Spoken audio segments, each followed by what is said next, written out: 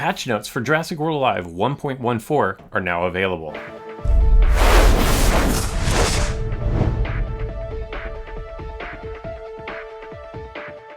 Hello and welcome back to another installment of Fodder, and in this video we are talking about Jurassic World Alive version 1.14 patch notes, and specifically we are talking about ability updates and creature updates. Unlike the previous update, version 1.14 to Jurassic World Alive is not going to be littered with ability and creature updates, thankfully. But that doesn't mean some painful changes aren't happening soon. But before I get into the ability updates, let's talk about which creatures are going to see their movesets change. The first change is going to be Brontolasmus.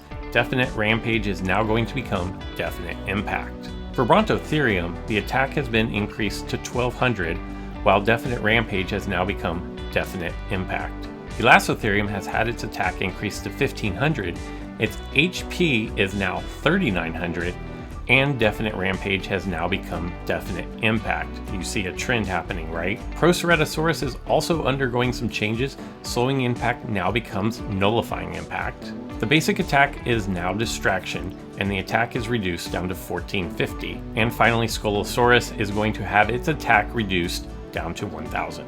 The lone ability update could potentially be devastating to some users. Definite Rampage now has a cooldown of 2. This is the move that so many of the creatures I just read off had changed down to Definite Impact. But the creatures that are impacted by this change are some big names. You have Keratoporcus, Mammotherium, Woolly Rhino, Spinonyx of all creatures, and Mammolania. And that last one really hurts me specifically. You guys already know how I feel about Ludia going through and nerfing creatures that have exclusive DNA.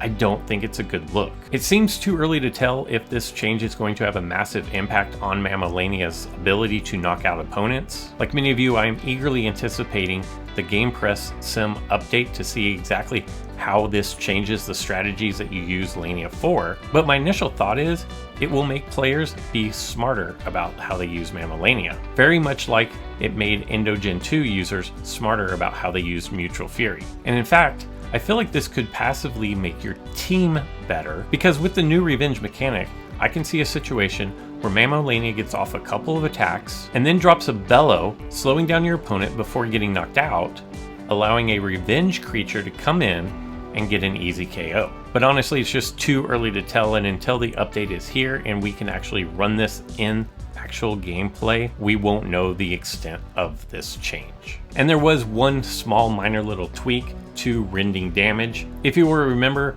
previously they have updated damage over time to do 34% damage instead of 33% damage.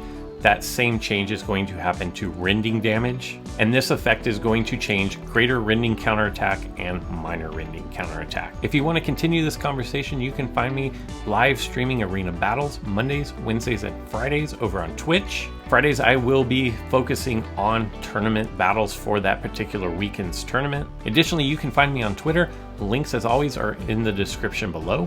If you found this information useful, make sure you give this video a thumbs up.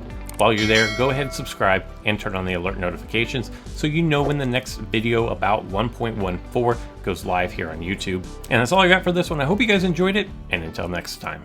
Trichosaurus is going to have a hard time recovering from this reduction in damage. Really, the only play that Trichosaurus has available to it on turn 1 is going to be Defense Shattering Strike. And while there are other options that Magna can use, none are better than doing Defense Shattering Rampage on turn 2, with instant distraction and instant invincibility being